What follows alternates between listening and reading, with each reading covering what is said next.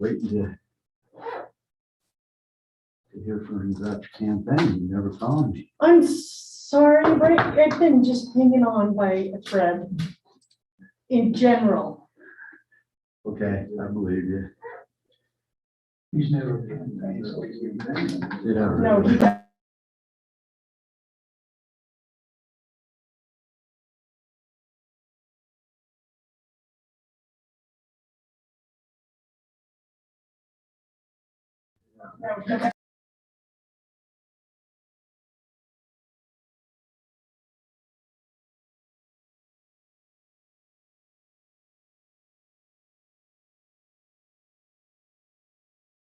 Kicks it up. Uh-huh. for 3 weeks he was on his hands and knees, and so I was running Zoom. Oh and, my gosh. Oh my It's gosh.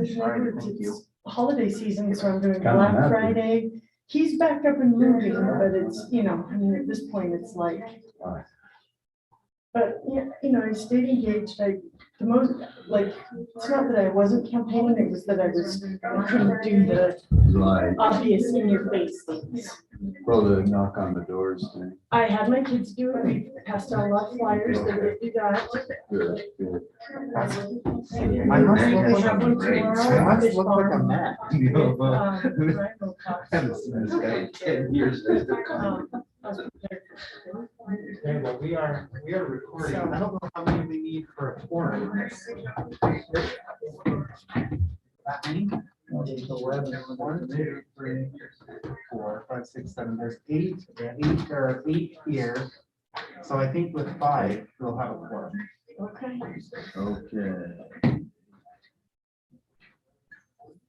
I'm gonna pass one of those down. No. That's recording, correct? You put it there and then we have a chat, so. Yeah, Dan.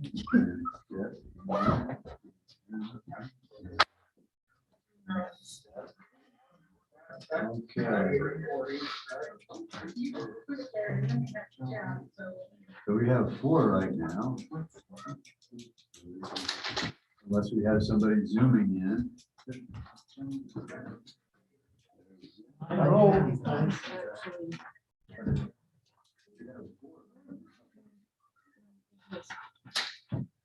how are you? Good morning. Yeah, right. Yeah, right. Hey, how are you? Good morning. Where am I today?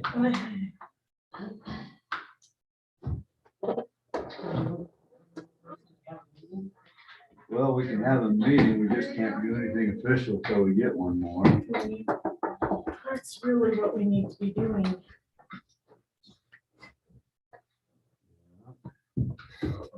Oh, wait a minute here.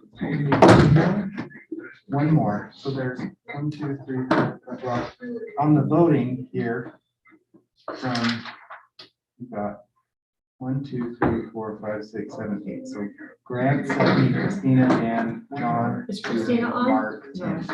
No, there was nobody online that I could see. Really, I'm hoping I can text her and find out. So these people on last time here, all of us. Well, we haven't been in.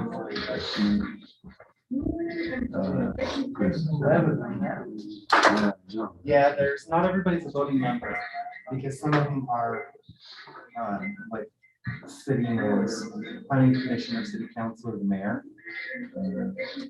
Okay, but is Phil, are Phil and Ryan both voting members? I don't know if they are. I mean, as far as voting on the motion, my cheat sheet here Is only has everybody at 8. the Public safety public meeting. safety? Yes. Okay, Ryan voted last. yeah, Ryan usually votes. Usually count. We needed him last time to make. Yeah, we usually count his vote. Yeah. Count his vote.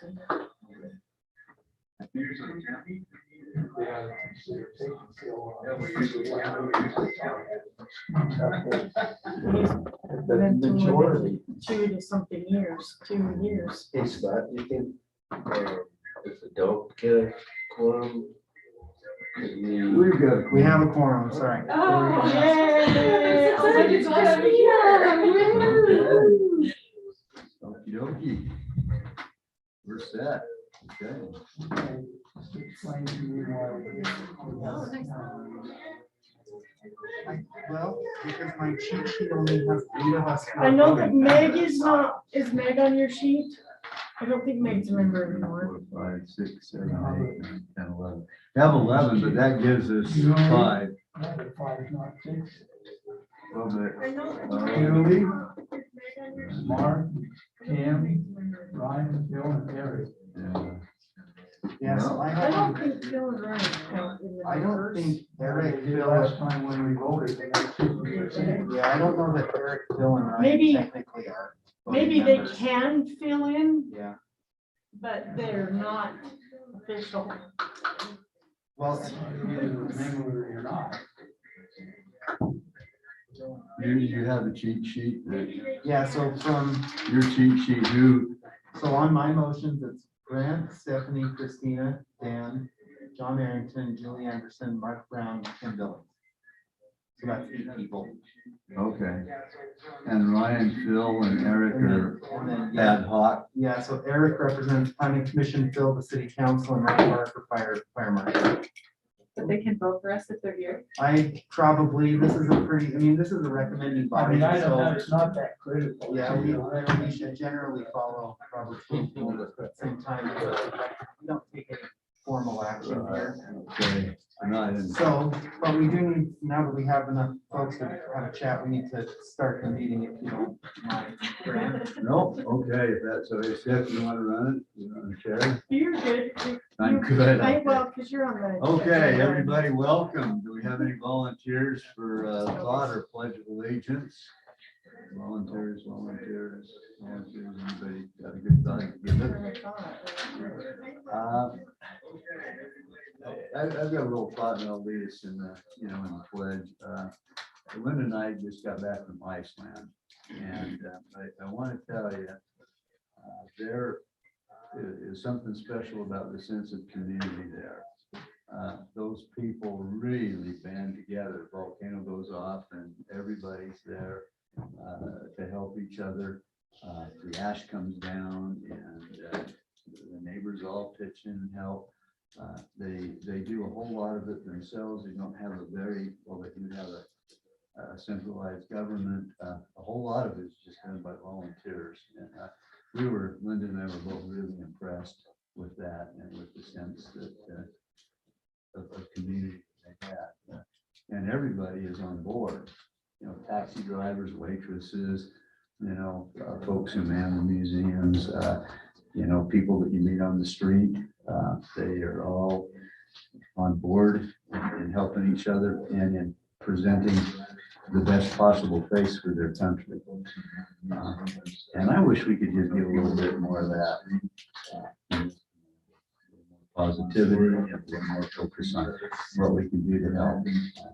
That's kind of my thought for today. You follow me in the pledge. Read after me. I pledge allegiance to the flag of the United States of America and to the republic for which it stands, one nation under God, indivisible, with liberty and justice for all. Okay. Let's see, I think the first thing I'll move is on the agenda. Well, okay. Yeah, consent agenda. Does anyone have any changes or alterations to the September 22nd minutes? I do. Okay. On page 8, it says an inquiry was made about a yellow line on the map asking what it meant. Planning director called. And it's not planning director called, it's planning director here. There you go. I Okay. assume either the name's wrong or the title's wrong in that. True. Okay. Super. Okay. Any Is that? that I correct? think it was John Paul that answered that question. Okay, so we could put. Does anybody remember? If not, maybe we could put city manager called now. Yeah, that's fine. City manager. No. Okay. He was referring to the Marriott property above and services. Yeah, that'd be John. Yeah, because later on it says city manager Joe, so that should be city manager. That correction, I suggest the minutes be approved. Okay, we have a motion for the minutes to be approved with that particular, I don't see Joyce here, so you're, Scott, you're keeping the record for us. Okay. Okay, any opposition to that? Okay, seeing no opposition, we'll assume that passes by acclamation, and we'll give these minutes to Stephanie, who was here to sign.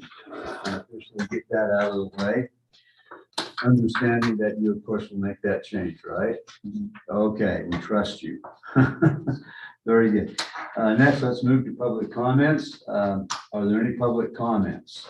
Have a visitor here. Would you like to introduce yourself and make any comments, or you just want to watch? I want to watch, but I have a question before I introduce myself. Are we recording tonight at this meeting? Yes. Yes, we are. We are. Yeah. Well, Merrill Sunderland, North Ogden City resident. I'm here to observe. I think this meeting, this commission, is probably one of the more important ones. It's what North Ogden is going to turn into. So keep up the good work. Okay. Thank you. Oh, we appreciate that comment. And encouragement. Seeing no other public folks here to make comments, let's move to the agenda. Discussion and or action to consider on future land use map. Before we start, can I make an observation? I appreciate the outline that's been given here to summarize what we've done so far. I, for one, will not be in town in November for this meeting, which is the day before Thanksgiving. Yep. And in December, it's the week of Christmas, so my suggestion tonight is that we make some concrete decisions tonight that can be passed on to the planning commission. So, I mean, I agree. we've I'll been be out meeting of for town 2 as years well. now and finally got to this point, and I think that's a good point. So anyway, just so, you know, I'm not sure we can have a quorum at all in the next 2 months. Okay, I would agree with that. And actually, there was some discussion about canceling those 2 meetings. Scott, let me, Yeah, so November has been canceled. okay. I'll make it easier for you while we're discussing. I'm not certain if December has or not, but And, I will check. I okay. mean, that's the Wednesday before Christmas. Yeah. I vote that it's kids. Well, we don't want to be slackers, but, I won't be here in November either, so. okay. Let me look and see. We're set, it's scheduled for the 22nd, right? Of December. I'm looking at December. November's canceled because Thanksgiving is on Thursday. On Thursday. Yeah. So, We passed something under the planning commission, then we can resolve the committee. Yeah, that's what I'm thinking. yeah, If there we you can go. finalize things tonight, then. Yeah. Do we have anybody online? Do we have anybody online? We don't have anybody online. I'll check it periodically through the meeting, but we don't have anybody online. What I have down is what I have down is the December meeting is scheduled for the 29th.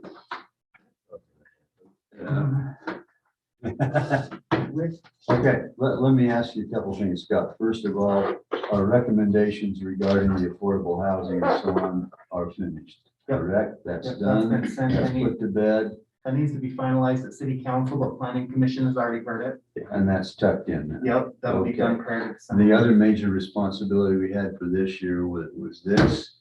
I think Mayor Berube had some things for down the road that he wanted us to look at as a group. Yeah, cleaning up the general plan. kind of Cleaning up the narrowing it general down. plan, so I've actually been through the general plan and cut about half of that out. I know I have it, I didn't grab it, it's not that thick. Yeah, and I've gone through and cut out things, we're not gonna do that tonight, but that may be a No, useful thing to do in somewhere. January. And I'm happy, to move ahead if we can reach a recommendation tonight. And if we need to have another vote on this, were you able to get Julie on the phone? She hasn't replied, Well, so. the bottom line is whatever we pass here, if we don't need 5 votes to pass it, we just need a majority of those present. So if Julie calls and says, I'm here, then the 4 votes here can pass it. And then you'll still have, I mean, you would still have a public input opportunity at the general plan committee, planning commission as well as city council Right. to come and provide citizen input, which I would certainly recommend you do and represent your work on GPAC in getting the land use map to the point that it is and making a recommendation, but those will be meetings that we'll post about. We did a North Ogden Connection magazine, little very brief article on this last month, so that's coming out. So yeah, you'll have other opportunities. Good, okay. Super. Well, if that's the case, then Scott, why don't you guide us through, basically the staff report. Sure. Is the outline for the discussion, and we can correlate it with our map here. Can you share? Yep. Okay. Yeah. I'm not only vaccinated, but I'm COVID free. Just took a test to get on the airplane. You're all and- okay. Perfect. I can't see anymore, and these are sliding, and I just. So if everybody's okay, I'll take mine off, Yeah. but I'm a clean sheet here. Sure. So on September 22nd, 2021, staff presented to you a draft of the future land use map for consideration. Had what I thought was a really good conversation around some specifics on there. And I had taken notes. Staff member Brandon Bell, who will join us. We both came back this afternoon from a training with the Utah Land Use Institute in Sandy. So I came back a little bit early, but he's probably still fighting traffic to make it here. We'll see if he makes it here in time for any conversation. But took his notes, my notes, and made amendments to the land use map based on those comments and conversations, and believe that I've distilled that down here tonight. So similar to last month, I'm just going to run through these 1 through 11. Some areas didn't have any changes, so we can move through them pretty quickly. But here we go. And you've got you have a copy of the map. Okay, perfect. So starting in number 1, just north of downtown here, there were no recommended size or kind of boundary changes to the actual downtown mixed use, this kind of mauve purpley color. But we did have a discussion, which I'm calling 1A, and that's the area north of 2750, running along 450 East, all the way up to 400 East Washington Boulevard, the corner of the Ben Lomond Cemetery, and the existing townhomes that have been up there on the corner. And just so I get the conversation right, we had some comments about, well, maybe we just send the whole downtown mixed use up there. Other folks felt more comfortable with twin homes or 2-family dwellings. From a staff perspective, in just being here for 6 months and listening to the conversation of the elected officials, we felt like a reasonable recommendation there was to permit 2-family dwellings to move up that direction. So there's an actual zoning split there between residential city center, which will be bringing a text amendment for 2-family dwellings forward probably in November to Planning Commission. But the area north of that is a combination of residential R18 and R18 AG, which is like an agricultural permissive zone in those smaller lots. So staff didn't want to go all the way and say, yeah, R3, R4, multifamily townhomes, but felt like 2-family dwellings in that area to tie the existing existing townhomes or duplexes up there on the corner with the fabric of everything else moving south. That was the rationale on the location 1A. So happy to entertain any comments, questions, or anything about that particular spot. Well, not necessarily that particular spot. I mean, I think for now, this works really well, but I'd love to have a discussion on twin homes in general and how they just fit as a housing option throughout the city. I had to deliver some things up in Lakeview, and there are twin homes up there that you wouldn't even realize are twin homes that are beautiful, fantastic, and they fit right in with the neighborhoods. And it just provides different housing options throughout without, so Yeah, I think that's a discussion worth having where twin homes aren't. and there's a conversation, sorry, go ahead, Dan. Could we maybe substitute the word attached for twin homes? That just seems like such a archaic Term, way of describing housing to me. more like, attached dwelling. Yeah. And agree with Stephanie, Lakeview Heights is a tremendous example of attached housing that had, whether they were required or not, they had design standards and they built the properties with design standards, so. And they're individually owned, they just fit right in. I was actually really surprised when I realized that they were attached homes. And so, I don't know that it's a discussion to have tonight because I don't even know that it would be something I think needed to be restricted to a certain zone. I think that it's, again, something that could, if we've got a developer who's willing to put those within the neighborhood, that's gonna provide a great housing option that blends in We're without. talking about 1A. Yes, right now. But Stephanie's making saying maybe that could be expanded in the future. Needs to be considered other areas of the Yeah. city. But I think that that's bigger than trying to attack. I think we need to move forward with this, but I'd just like to, Yeah, I mean, that's I something I think don't wanna. that between Loman View Drive and Alberta Drive, I see we are recommending a conservation potential, which gives that landowner his property rights, the allowance to move them. somewhere else. It can be clustering. It kind of means a handful of things. They can do a few things, but in my mind, what that would be is we'll give you a density bonus. You can have the same number of doors on your piece of property that you want to do, but you can configure them in a smaller lot configuration in order to preserve some level of open space. The hard part about those between Loman View and Alberta, and really some of the areas south of, I'd say, the fish farm, is you have a lot of parcels to assemble, and property assemblage can be really messy. That's why you end up with these like 1 to 5 acre subdivisions that are just, here's the old family, property, where in between there, you've got dozens of individually owned pieces of property that to really do a decent sized development, you have to pull together a lot of parcels. So a developer in that area, I don't mean to divert into the west of 1A, I'm just assuming 1A and the west of 1A would be, they would be subject to low density zoning in units allowed. Yeah. But they'd have allowances for clustering and other things. Okay. Well, as long as we have those allowances, part of my concern is we really want to develop a city center. And city centers usually have clustered or attached or courtyard or whatever you want to call it, kinds of housing in there to give you the population density that you need to support a city center. And my concern is that we do not preclude.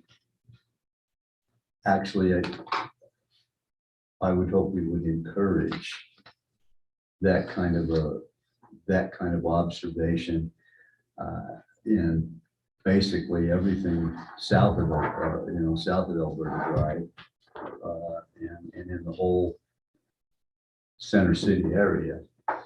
Wasn't that what the purple is? That's what Yes, it's the color supposed to be Yeah, there, right? and the one expansion that was recommended by staff is that purple area continuing along Loman View Drive up to the site of the existing public works building. Number one. So we went north and west that far, but again, this is kind of staff recommendation, and you all could make recommendations to change that, but That includes all the Jerry Shaw property. it does, doesn't it? yeah. So, they've held a rezone to multifamily in that area that was currently identified as downtown. So to think of that areas north of there and whether or not there's, you know, support for doing something higher density than like an R18 or even an R15 with some 5,000 square foot lots with some open space preservation.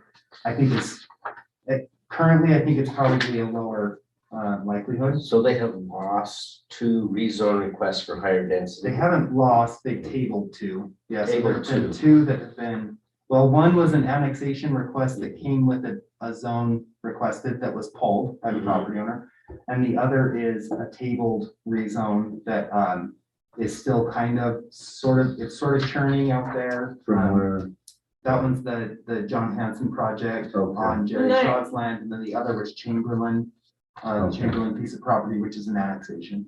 And I think the feel with Johnny Hanson and that right on number 1 was it was a little bit higher density than I think they were thinking, and it was just the townhomes again, you know, it's just kind of the usual that I think, and it's. From our Uh-huh. old. And so, I mean, I remember talking to Johnny outside and, you know, that's when it was like, we need to talk about different housing options and maybe being creative.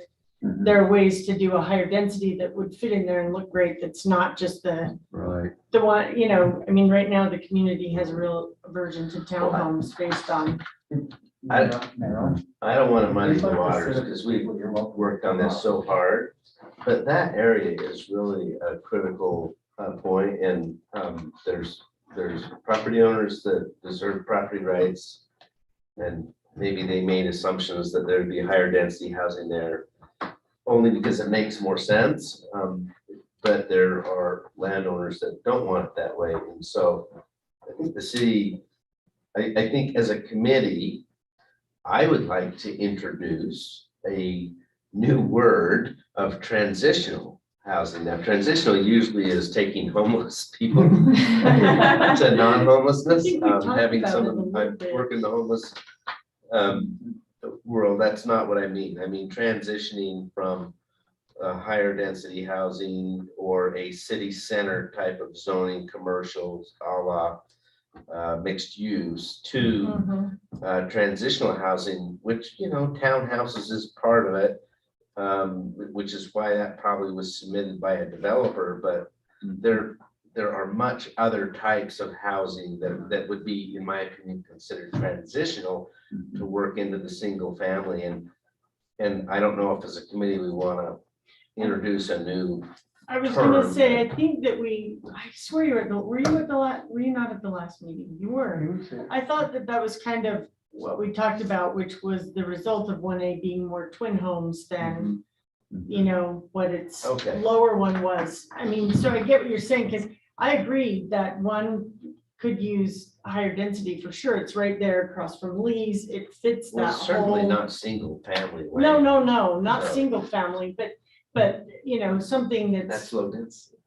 Can this term transitional include the twin homes so that we don't have to break off that 1A section? We could put that across the whole purple or you. 1A could move. Do you want In that that whole area. area? yeah, I would make that whole- one, the other one of 1A maybe. Okay, so that whole area allow for 2-family dwellings? Yeah, I just don't like. But see, I thought it was, I thought I could see it higher than, twin homes, the density higher than twin homes on the 1-2. It just felt like what was being presented was too high for what they were imagining. It wasn't a transitional. well, It needed to find a little bit, You need buffering. I mean, open space. It can felt like buffer it from should have single been- to- There's just, you know, and Yeah. being able to have creativity is the key. And, you know, units per acre just can be an issue, but it can only be one. I think buffering, transitional, that type of opportunities for that yeah.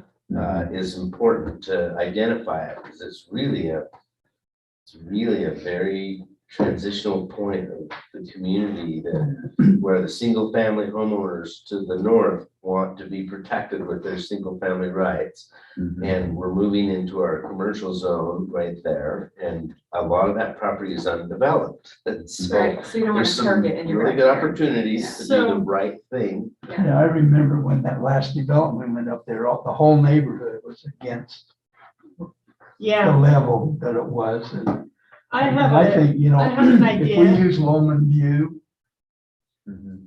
south as the buffer area, Mhm. then that protects all those that still want a single family.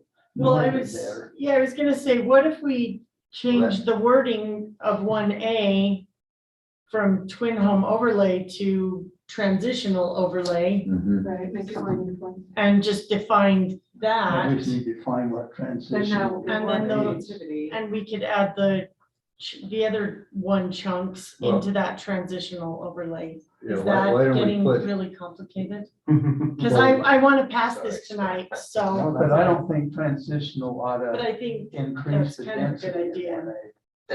I think that's up to the planning commission, city council. I just think we need to identify the fact that that is a transitional part of the community that Of course, needs to be identified as some unique types of housing opportunities, right, regardless of density. Let the planning commission and the city council determine density. We're not here to do that. We're here to just Yeah. identify it as transitional types of housing. I That like was how you the- did that. That gives us some room, like you said, to have creativity. If we just label it as twin home overlay, then we're being really specific. But if we make it open. Yeah, and clustering, you know, you cluster, you Right. can, if you can put high density in this, in this, Right. if you want to call it a sandwiched area, Loman View. You can put high density down into the city center and buffer with open space above, so that the developer or owner of the property has his property rights, but So if you have a little bit more uniqueness to it, sorry. would this be from Alberta? So as you're thinking about coming up Washington Boulevard and the curve hits and you've got the, fork in the road there at Church, is this Alberta Drive South? Or does it include those parcels along Washington Boulevard? There's an older farm parcel and some bigger ones. They're beyond the curve, but how, just so I can tell what's the difference between anything we keep as a conservation area north of Alberta. So I'm just making notes and I will For revise. me, mine's south of Yours is Roman, Roman, not south. Alberta. I live in that area and I know those people that live on Alberta. yeah, I Those like are the the way ones the that map complain is. I about just like anything. changing the wording instead of twin homes to transitional. Yeah, That opens it up to options. so we've got you got Loman View or Alberta South, Loman View South, leave the map alone, but change the wording, which I'm good with all these options, but you all tell me, because I will draw this. 'Cause I know that I like the idea of transitional, but let's parenthetically put in there, for example, but just put a parentheses there. So is that for- example, like it's clustered housing, smaller lots, Right. 2-family dwellings? Yeah, or I'd see you say multi, well, clustered attached housing is a better term, I think. Than the Clustered home clustered concept. and or Yeah. attached. Oh, yeah, I just put that for example, clustered attached courtyard. Just to not to, why would we include clustered? I'm imagining this out here is gonna be cluster zoning. I Yeah, would I think think we these ought to would just define it simply not- be a higher density.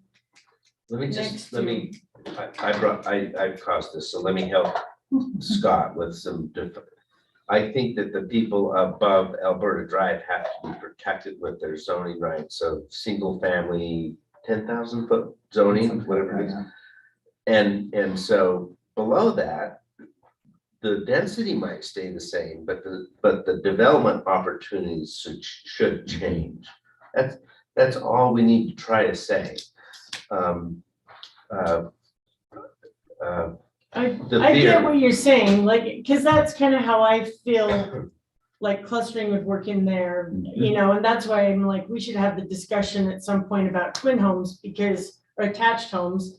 Because, they could technically fit in a lot of places and be really beneficial. We could specify that we are not trying to suggest density changes.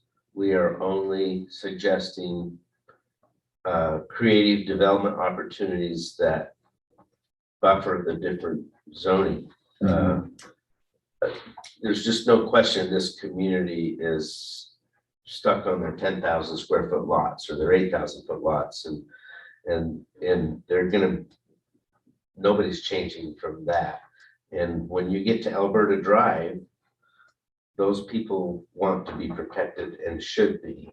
When you get below Alberta Drive, and I don't know how far west you go, but when you get below Alberta Drive, you have a lot of undeveloped property where the primary landowners probably want to be able to have an opportunity to get creative since they're moving into the city center. So we need to They may decide, do, but every one of them was opposed to the one that went in there. Every property everyone owner, was, yeah, they were, every everyone. property owner. So we need to decide though, because we need to get this moved through tonight. So where there's no zoning changes, no density per se changes. 1A extends into Alberta and yeah. I Longview. would say. So do you everything like all along. doing the 1A, 1, just changing that wording from twin home overlay to the, Get rid of the twin home thing, because I people have that in their minds, and Well, and that's, everything to in, transitional overlay? everything in one right now is more intensive. That allows up to R4. right.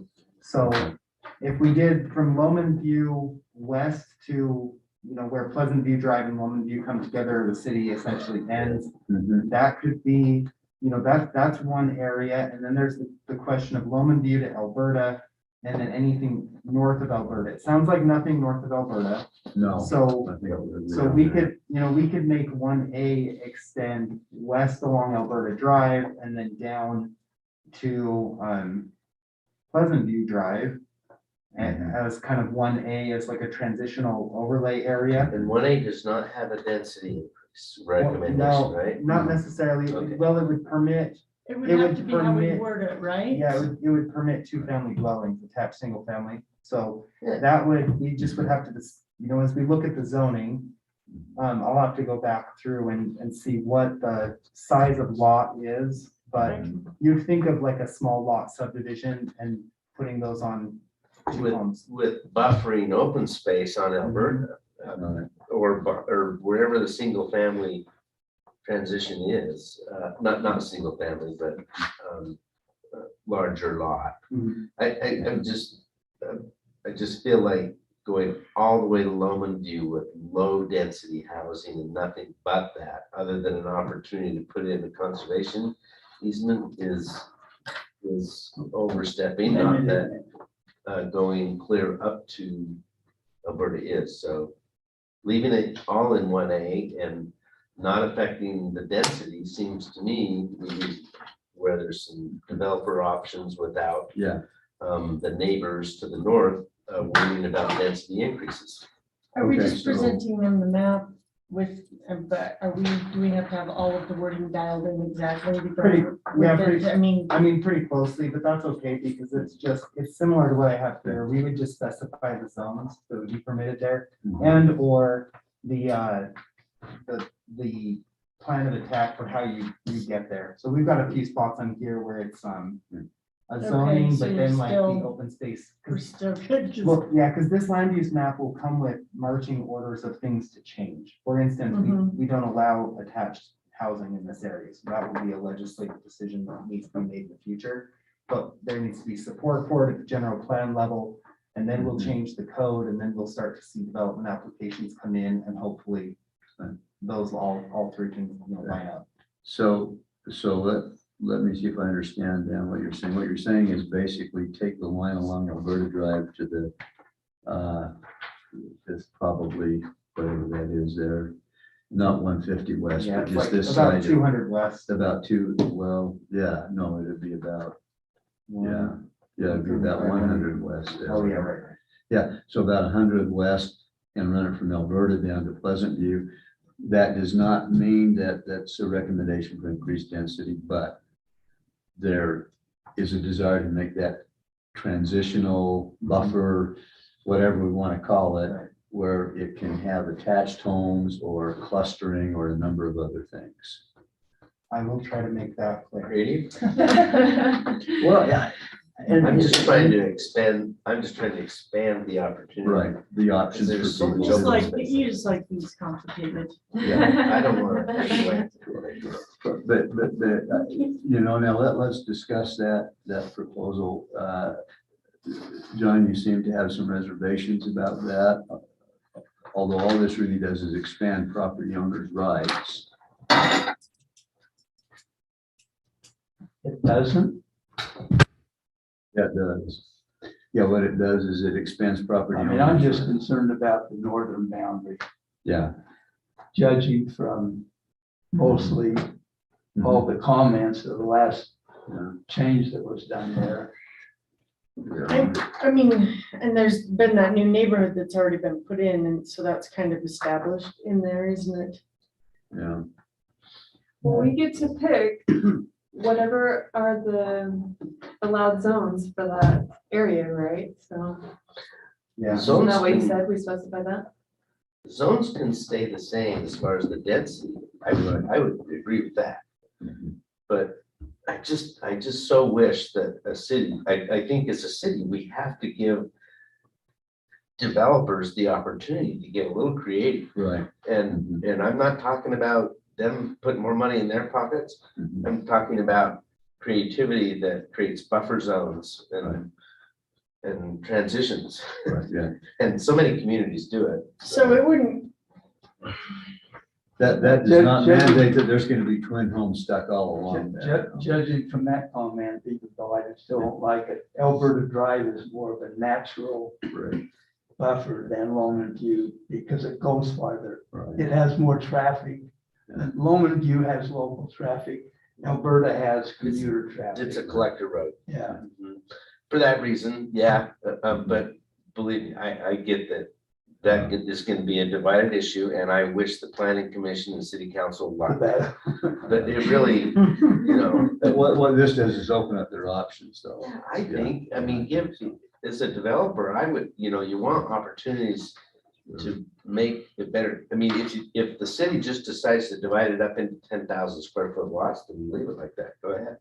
But I wouldn't, No, and that's- as a member of this committee, I wouldn't recommend it. no, Well, no.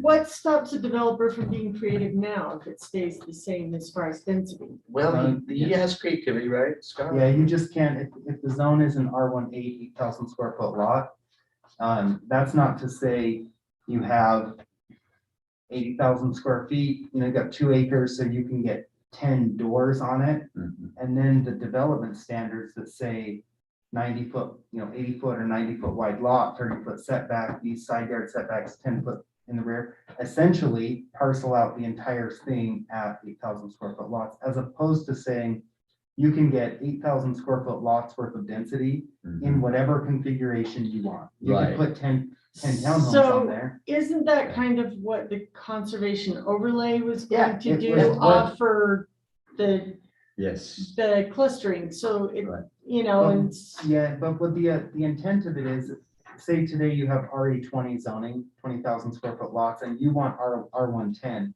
You can get R110, but it comes with open space preservation. So we're not Mhm. going to double your density just for the sake of doubling your density.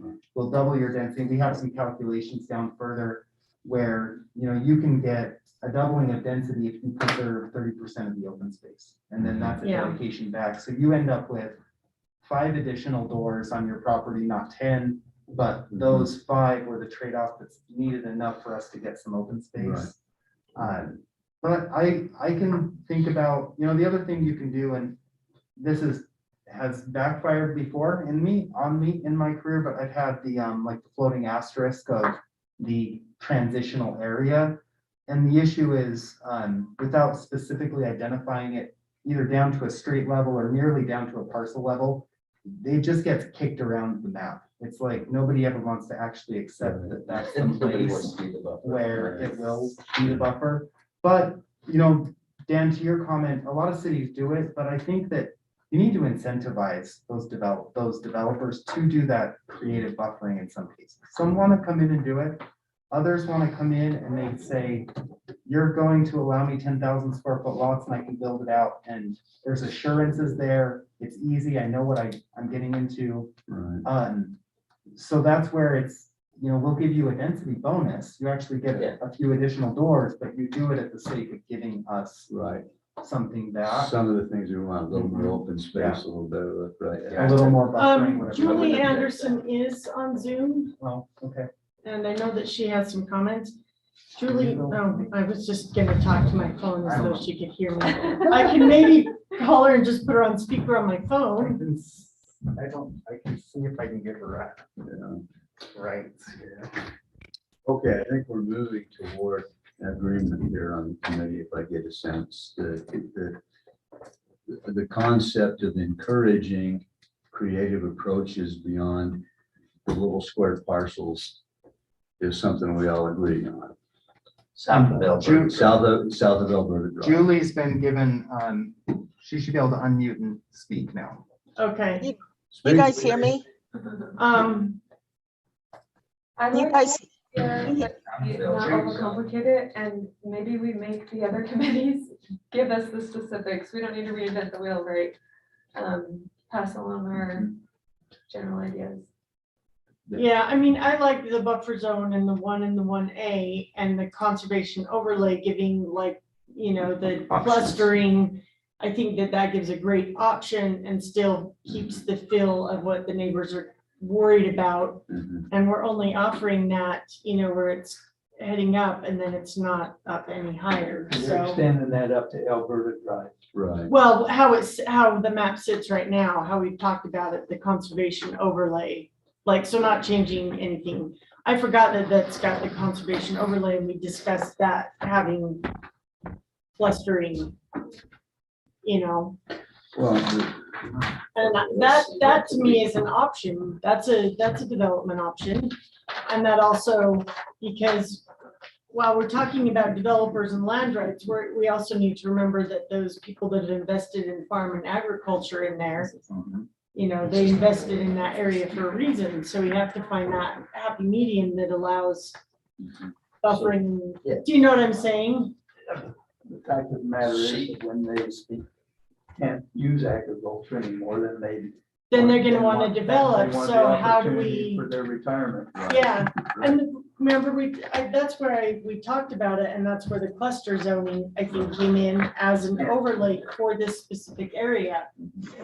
We don't want to create a new color. That's the question, right? We want 1A either. So we want this all to stay the same as recommended. We want to take 1A and expand it to the west boundary line below Alberta Drive. Yeah, And that's, we want to redefine that 1A from twin home overlay to transitional development, which allows for creative development, and allows for attached homes. including attached. Julie, could you try to say something, see if I can hear you yet? yeah, can you hear me? Oh, there we go. We have Julie Recommendation. on now. I mean, no, I understand what you're saying. I think sitting here, I think changing the wording from twin home overlay to transitional overlay can add more creative. This, I think the conservation zone allows, creative development. It gives different options. That's something that we've talked about, and that fills in all that area, because only that area and the other conservation area will get the conservation overlay, which allows for clustering. So I'm, Leave it. yeah, because I think the attached home discussion needs to be had about the entire community. I don't think it should be Okay, all of specified. the low density yellow. No, I like the attached homes that I saw, I think would be great. I think if they could fit, but that to me is a bigger discussion, but I don't know that I think that would be something I would Maybe put just in say- one area. I would be comfortable with those behind my house. I think Well- it depends how many there are. Yeah, I mean, it certainly is that's why I'm like, that's a bigger discussion for another day. It's just generally attached homes and how Which they is why we're not fit. talking about changing density.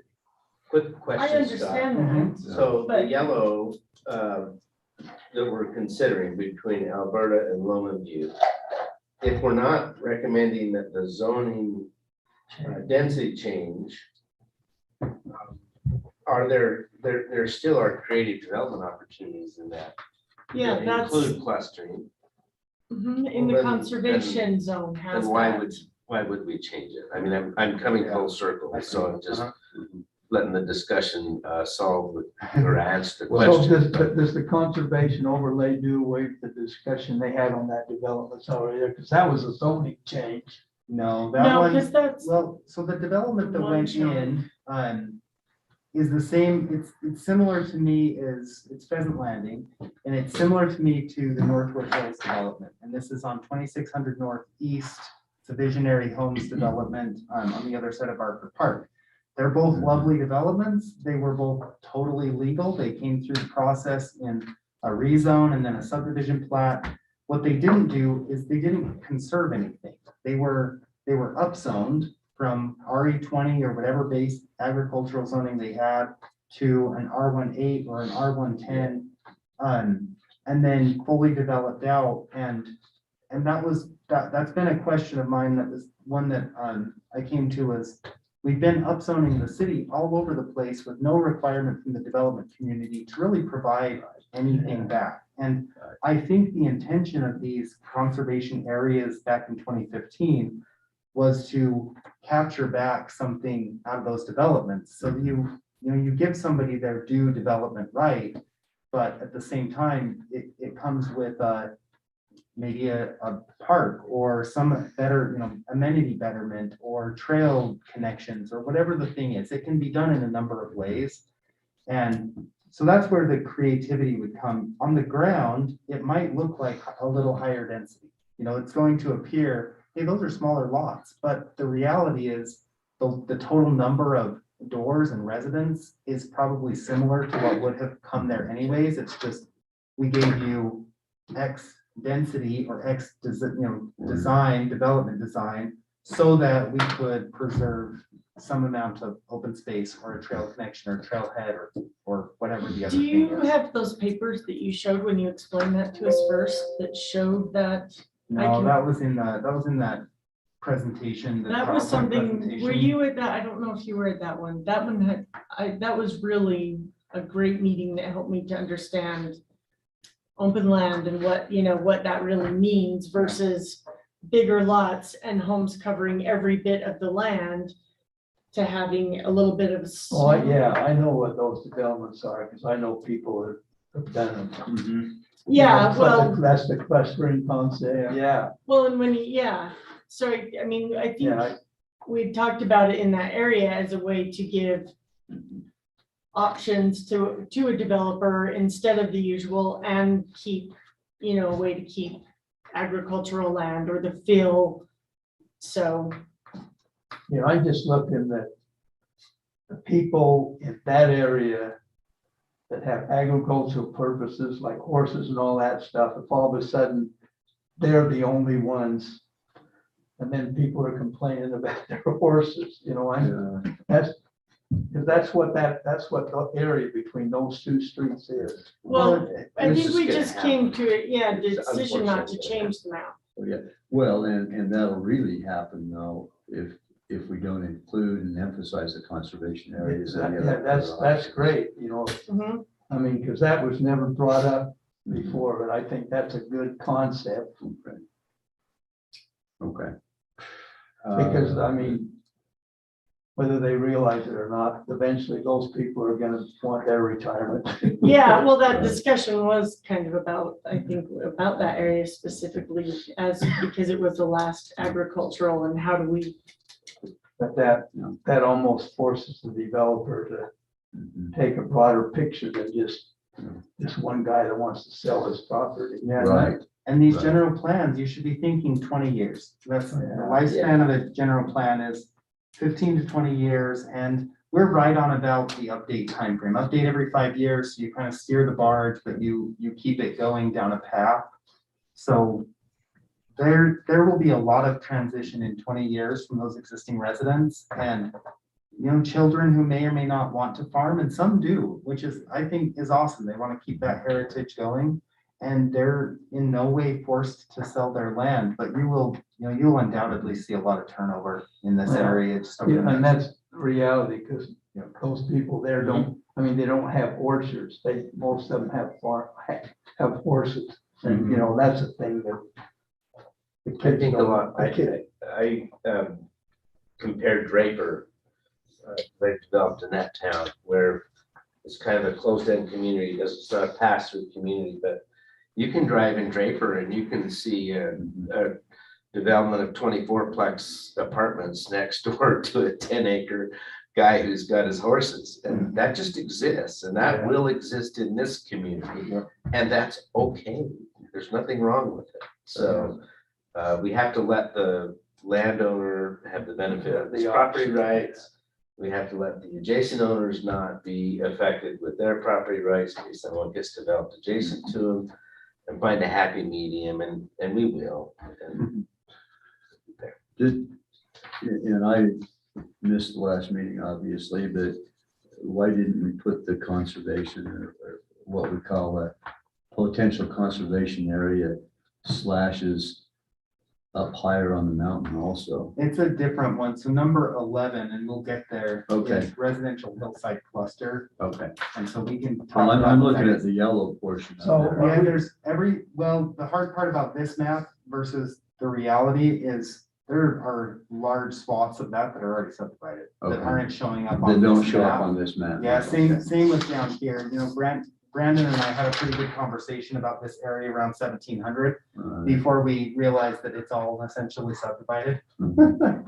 So same with up here. You've got, Marriott has a subdivision coming up right Here. here, a phase, as well as extending into here.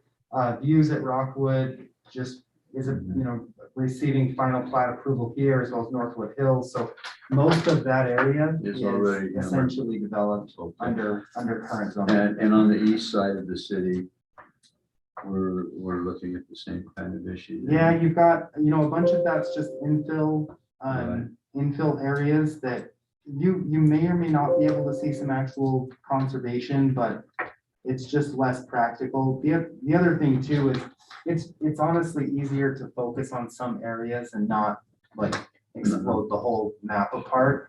And this, to me, this says we're going to accept some increases in density in these areas or some increases in clustering in these areas Mhm. so that you really retain a large percentage of your city fabric as it's been developed, which I think is easier for most of the public. Sure. accept. I'm just wondering about the east side there, particularly east of, Mountain Road. So, Where we have Yeah. hills and so on coming down there. And so can we finish the discussion about number 1 and move on? Yes. there you go. That's a good suggestion. let me simplify it. Let's leave it the way it is. It's great work by Scott, and I don't think, nobody's interested in changing the density, and I think 1A can. So just reword twin home overlay to transitional overlay. Yeah, and let's leave the yellow, and, if you want to put an asterisk somewhere, Scott, that says the property between Alberta and Lowland View Drive may be considered as transitional, but it's up to the planning commission. That's good. I like Yeah, I'd say not Alberta down like- to Pleasant View. Alberta to Pleasant View. Yeah, when we were first talking, I forgot that we had come up with the conservation overlay that allowed It's all clustering. there. So then I was like, okay, well, Yeah, okay. how complicated do we want it? The twin home, the attached home discussion, I think needs to happen, So but I we're- think that covers the entire city. So we're all on the same page now at this On point. 1A. For Just change it. 1A and Alberta down to Pleasant View for that area that currently has the hashes now with the asterisk, that we mentioned. Okay, Scott? Yep, you're on I've got board some, with that? I've got a whole bunch of notes about it. Okay. Something. Good. Super, okay, great. That was Okay. fun. Let's move to number 2. Are we all right with the rest of 1?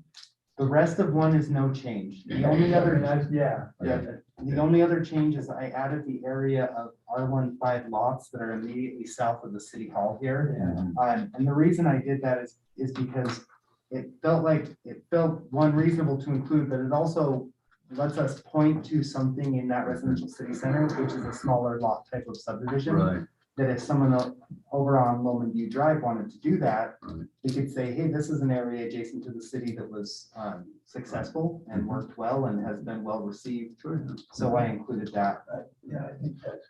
Yeah, that is good thinking. Okay, So- we're done with number one. Two, where are we at? So number Two. two, we peeled some area out of this number one area and put it into the medium density, that residential medium density, based entirely on the fact that it's fully developed. There's not really opportunity there. It's a straight full of large lot, single family homes.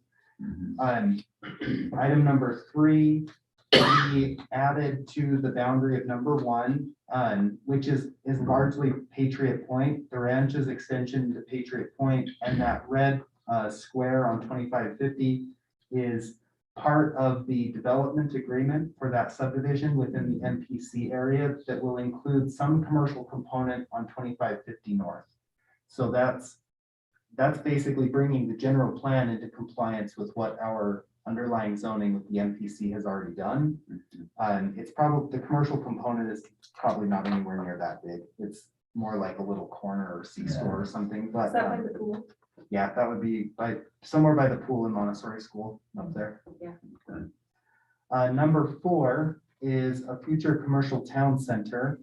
And this has been in the works. I actually found some emails from Rob back in December, January of 2020 and 2021, earlier this year, but we want to, Brandon brought this up, I think it's a great idea, is to focus on the historic aspects of the cannery and Kurt's Drive-In. Mhm. So this is an RDA area already, a redevelopment area that could include, and it kind of already does, but a mix of uses, potentially daylighting Coldwater Creek, and creating a unique gathering place, open urban space, commercial entryway into the city. So this is one of those locations on the map that comes with a to-do list, which is for the zoning, developing a future kind of commercial mixed-use zone that would permit housing along with walkable commercial in that area. Okay. So, Quick yeah. comment, Scott. I recall our committee making number 4 and calling number 4 Southtown as a urban secondary yeah. center. And I see Southtown on number 6. Yeah, so Southtown, the pink thing on the map is called out as Southtown mixed use. So this would be like a node within it, and we can name it, we can make sure there's clarity in how it's named. I just like number 4 as Southtown. As calling it like the Southtown Center. Yeah, There you go. that, I mean, and then that means the cannery and, Right. and historical and everything that we talked about. Okay. Okay. Yeah, I mean, that's before anything started down in 6. I mean, that's been Southtown for forever. Right. Yeah. Mhm. Yep, and I think that represents a really unique opportunity on Washington for the city. That has some historical notation to it, I think. 5 is, I tried to, and not in every spot, because there's another one up here on the hill, but I tried to put existing Weber School District properties into the civic zone, just so that there's not a question mark in the future of what that could be. So number 5 is a combination of a water detention basin, a water detention pond, and a Weber School District owned piece of property. Mhm. 6 is an extension of that pink Southtown area all the way down to the border with Harrisville, on the west side of Washington Boulevard, and the border of Ogden City on the east side of Washington Boulevard. And I think this has been assumed, but this area would be multifamily zoning, some commercial along Washington Boulevard, and then up to R4 or other master planned community with a mix of uses as kind of an extension of where we're going to provide the majority of future multifamily housing in the city. So right now. And I that have a- includes the Cooperstown. Yeah, Cooperstown is the very bottom right. It would be like right here is So Cooperstown. that Yeah. does border the other entities. all the way It does. around, That finishes out our. Even though part of it is what Weaver County now. Yeah, this whole, actually, This assumes when it goes to corporation, it's ours. It's and not ours. it. Okay. Exactly. Okay, tell me, between 4 and 6, what does that color in there mean? So four would be more of a focused area. Yeah, One- right. No, what's the I'm color? talking about the colored area Oh, between 4 and 6. Yeah, 6 just isn't a very good color match, but that would Just be has a pretty everything pink. from 4 down to 6 would Uh, all be the same All color. be the same color, okay. Oh, that's part of, That- Some of my color matching. that's is part better of than others. 6. Yeah, that whole thing is all supposed to just be. that And my pink trying to color. build it was just grabbing It was, different colors, sorry. you know, Great work. it was hard, you know, it's. No, I agree. So, yeah, I like that whole I can't even concept. remember man, what or I ended that up ties doing, that like I all had it in together. Photoshop and InDesign, and I was trying to just, Yeah. like, I don't know how to take this Yeah. existing map and, There's no We place to just, put it. right. No place to put it, doesn't belong there. Okay, so, And then I did add down there in 6, a floating green box, which would be a park. yeah. Somewhere, somewhere south of 1700 from there is a from park going. Old Country Boy Drive all the Mhm. way over to Mountain Road. We're really under parked on that Yeah. side of the city. And the general plan comes with layers of maps. And one of those maps is the future trails and parks map, which Tiffany would update. This one you can think of as everything sort of smashed on top of each other, but without the transportation. Mhm. At any rate, somewhere in this area comes. Did you put that there is an a park assumption of open approved space. up in 3? We do have one, No, I should note that. Up in yeah. Now, somewhere is fine, but I mean, Yeah. representing it next to school property makes sense. Yeah. Yeah, Yeah, that for does, lots of reasons. but we do have one coming down here. In the 3 area. Mhm. Okay, what about the southeast portion of the city there? Do we have some space there, particularly east of Mountain Road, where we could actually put in a proposed park? It wouldn't be a soccer park, it wouldn't be a football park. It would be kind of more of a nature park, Well, yeah. picnic park. Grant, you have the whole southeast corner designated for conservation. Yeah. That's gonna give you open space. Yeah, that's. Well, the my recreation. concern is, do we want to have a dedicated civic park area in there? Tiffany had put with her asterisk map, she put this number 8 as a park possibility.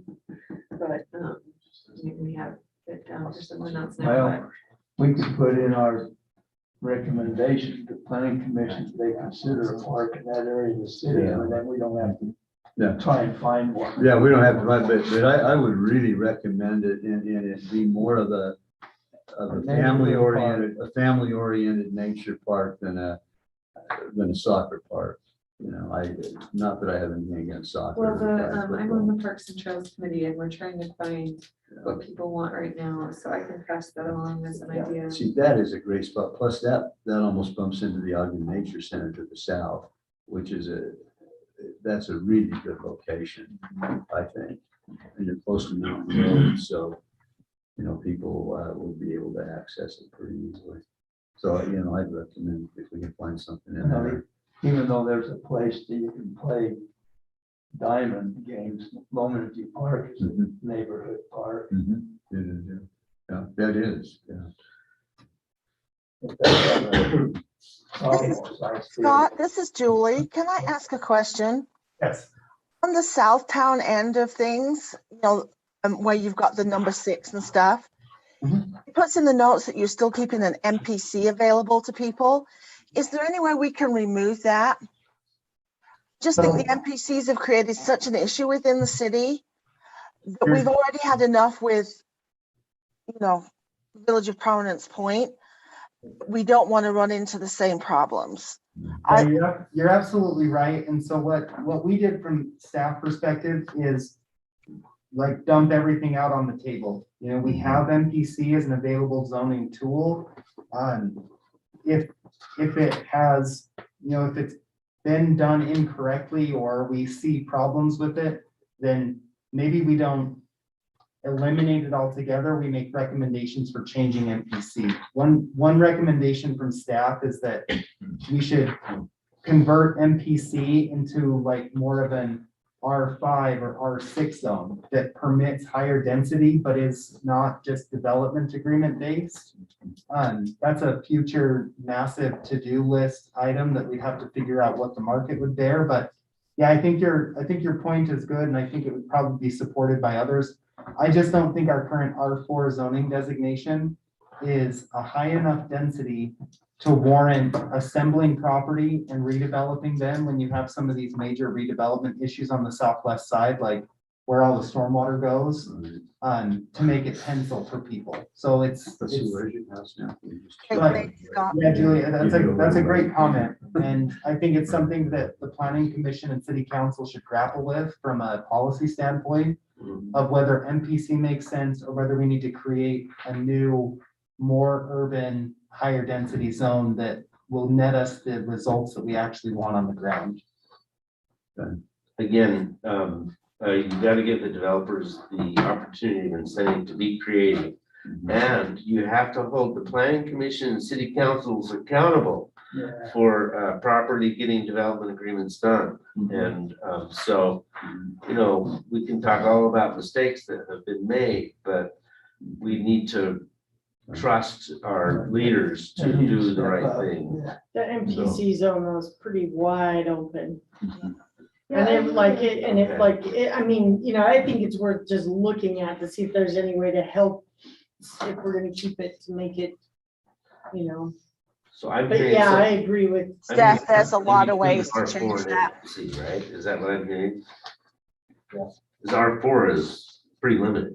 Yeah, R4 in the best of circumstances, like you have no pieces of your property that are wetlands or steep hillsides or other non-developables, caps out at about 12-ish units per acre. That's townhouses. 12, 13 units per acre, and I think the Village of Prominence Point is I think technically you can go up to like 40 units an acre, which we would never. in R4. Oh, no, an MP. Yeah, so in MPC, there are areas that if you were to 40. isolate them are more like 40 units per acre. Okay, I get So it.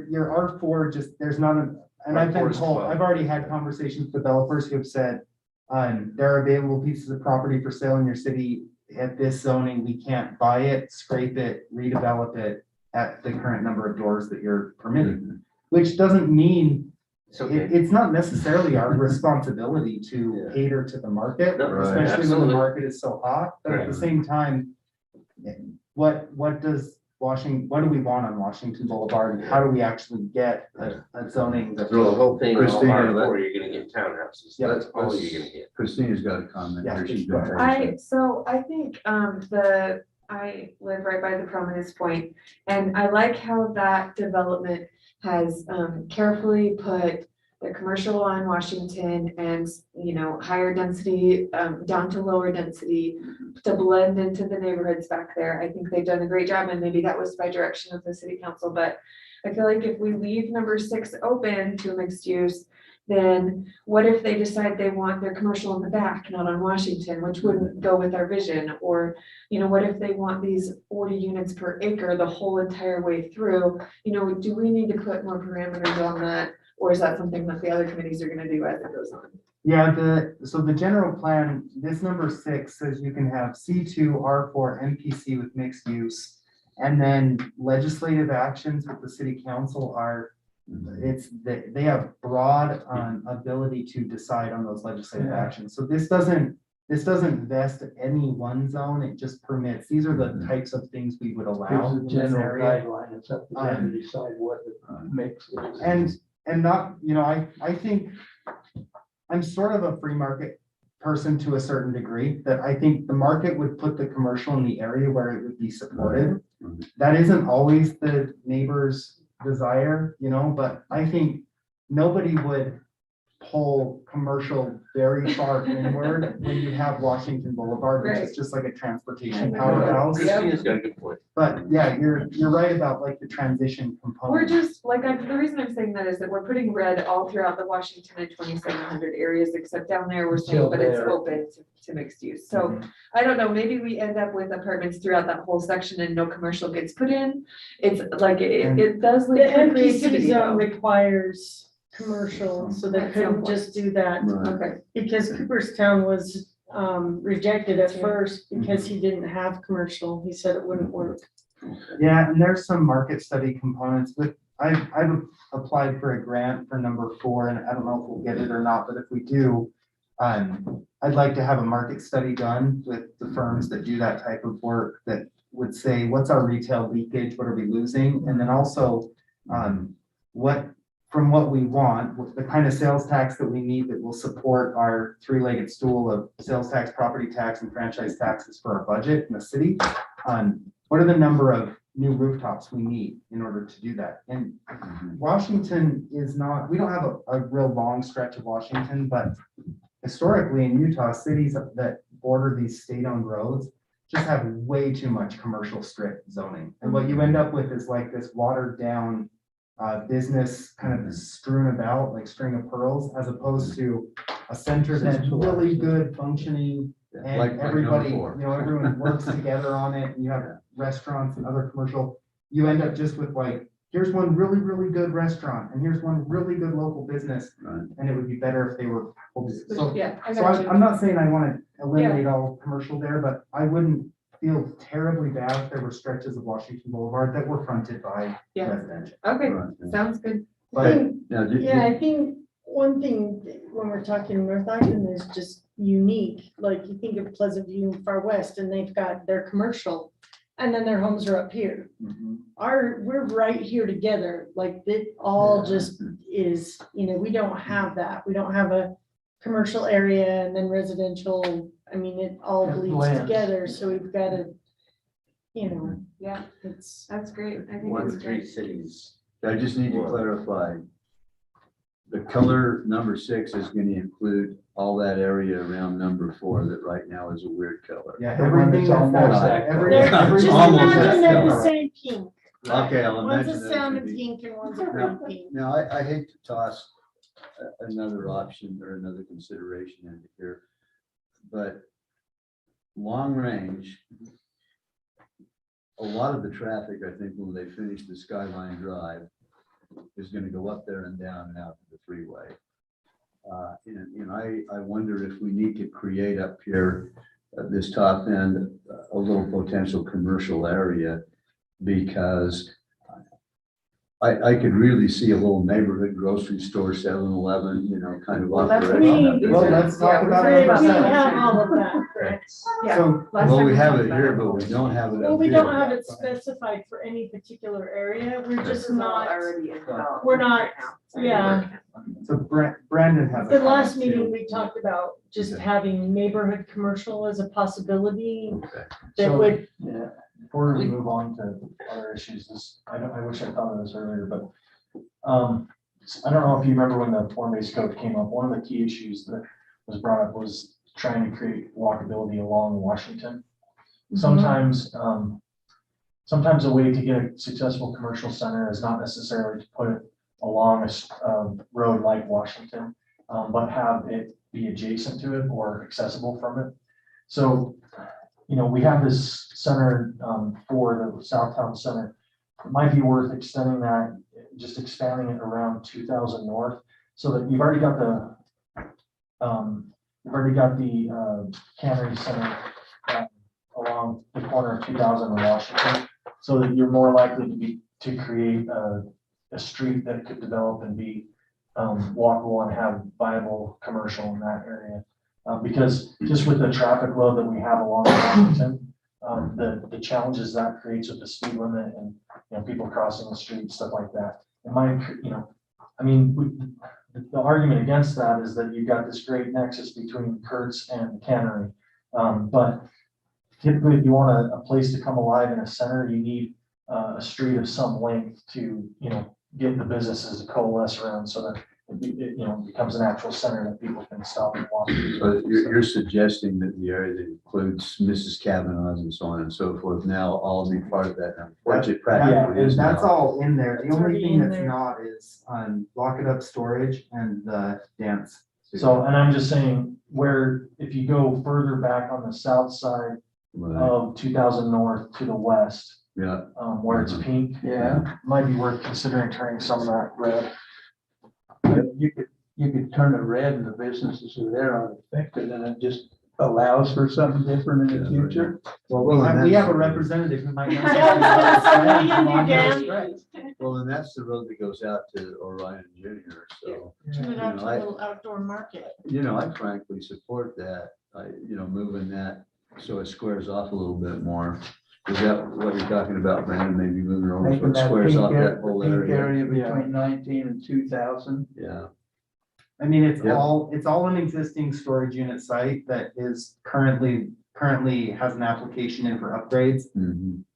I don't want to say I'll say it's unlikely because storage, we have an excellent representative who can speak to this, but storage is one of those uses that Right, is yeah, so viable and valuable per square foot that yeah. it pencils higher at that as a passive use in some ways than an active commercial use, but that's not Well, to does say. it take won't. in that whole area there, that whole pink area? That whole pink area is essentially one square of that is the dance studio. Right. And then the other two squares are existing storage unit site on the south side of 2000.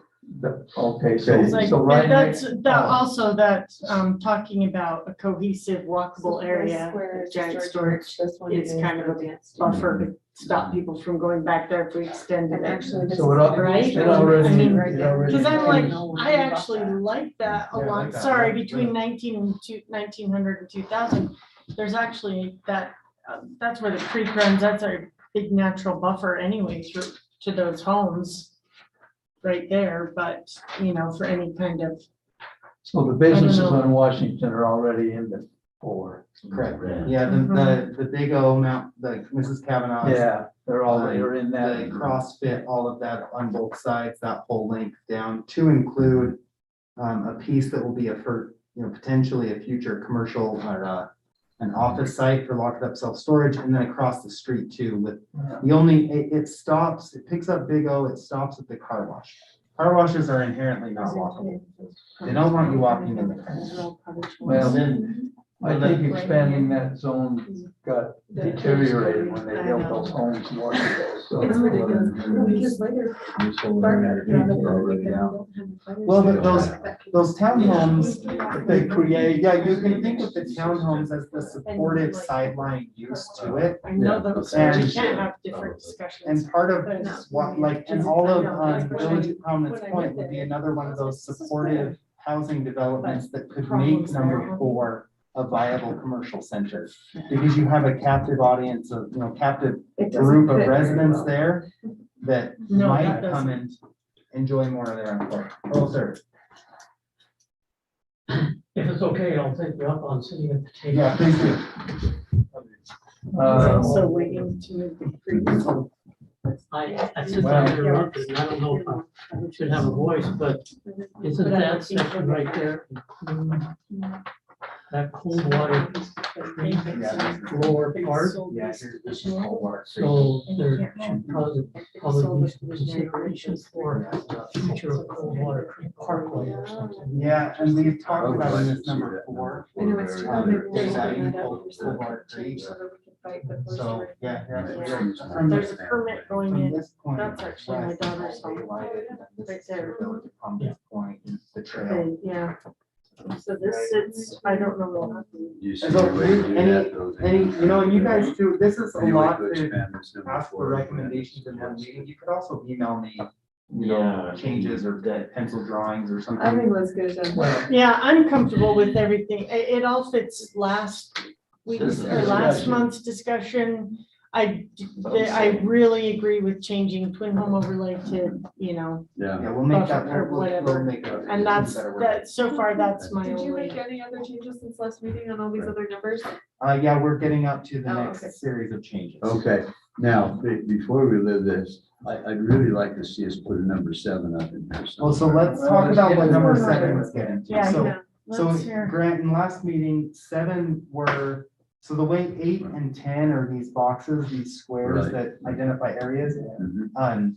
That's what 7 was on Monroe. And today Monroe is short spurts. It doesn't even necessarily connect between major Right, east-west roads, right, but right. It's in the not- future it will. Right. And I live next to one of these. I'm a little less than half a mile from my residential zone. that I live in West Kaysville, down Angel Street and 200 North, and there's a pediatric dental office and a we care. And it's the we care we use. I've walked my kids over there multiple times in the last 5 years.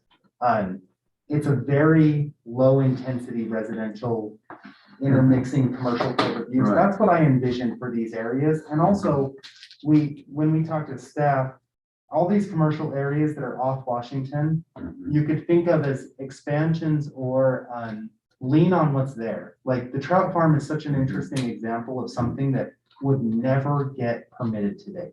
Like, Right.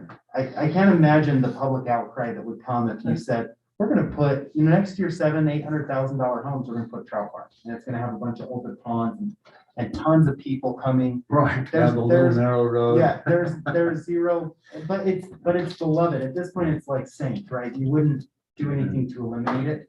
So 7 expanded, and last time we were discussing, and there was a comment brought up about putting one at 2600 and 1050, that area.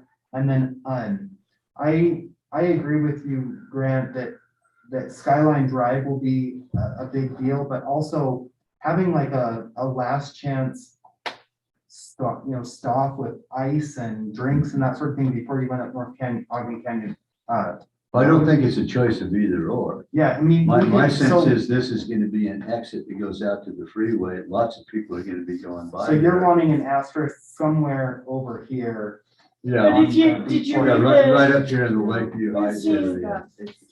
I think the description of 7 though is just fine and it doesn't matter. if No, I there's don't wanna not- change the description. I just Well, want and to see, think I about think that. that that's why It allows there's no for that. asterisk, because it says that there's, Okay, then why did we put asterisks here? that's where he just imagined, Well, like, I would put one, if you want one somewhere up here, I would put one. And the reason is because it should float, but it's not gonna float from the corner of 30, Mountain Road, and it won't end up over there.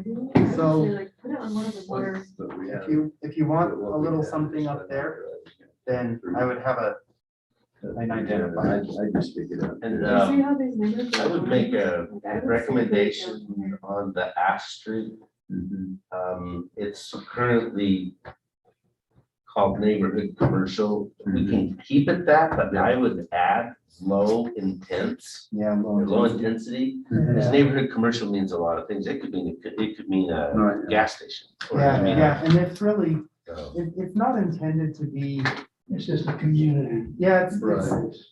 and we already, and we Yeah. have them here. We've The got, straw, the stock market. what's- Straw Yeah, market. right, not a rehab Low intense. facility, but, That's not low intense. no, That'd be it's not nice to get transitional them to housing. see, get some sales yeah. going. My sense is we've done a good job on this side of the city. We don't have anything Well, asterisk. and one of the discussions we had was, I didn't like doing asterisks, because sometimes people see that and think that we're putting That's commercial where we're right doing there, it, yeah. rather than keeping it open and letting it just Okay. organically happen. Just I didn't explain, want, in this corridor, this ought to Well, and I happen. don't even know that that needs to be explained, just keep that option open, But that if is. we have 3 of them down, I think we need one. up Well, I there. understand that, but I was saying, I didn't like the idea of asterisks anywhere, because I think that people get the idea that that's where it's gonna go, rather than letting it organically appear. But without it, I guess without it identified somewhere on the map, it'll never. Then it just goes. And I- it's lost. And I get that. And that's a big future vision thing, that boy. Well, the description of that can say suggested areas. and Oh, yeah, right. So you Well, missed doesn't it last say that already? time's discussion about neighborhood. We Potential. talked about, Yeah, Lakeview, no, hold pardon on, me, we've got, Skyline you guys, Drive. we have to stick with one discussion though, for recording, it won't work at all. We're not gonna end up with good minutes, and it's gonna put whoever's making them. Okay, we're on number 7 right now, aren't we? Yes, and I was gonna Okay. explain really quick to Merrill about, so I know that like neighborhood commercial, like I was like, oh my gosh. We talked about, where is it where there's that old rock barn that's now like a little boutique So it's with the in Fruit Heights and. in Fruit Mountain Road. Heights. We've taken the fish farm, we've got old barns in different areas, and there's places where, like a fruit stand could come up, and that would be considered neighborhood commercial. And that would, organically come as development happens and there's a big structure, you know, so we weren't trying to specify it and say, yes, we want it, but we weren't trying to close the door. We wanted to keep that open so that if it felt right in an area, it was at least presented and discussed, and we didn't just wipe it clean to say no.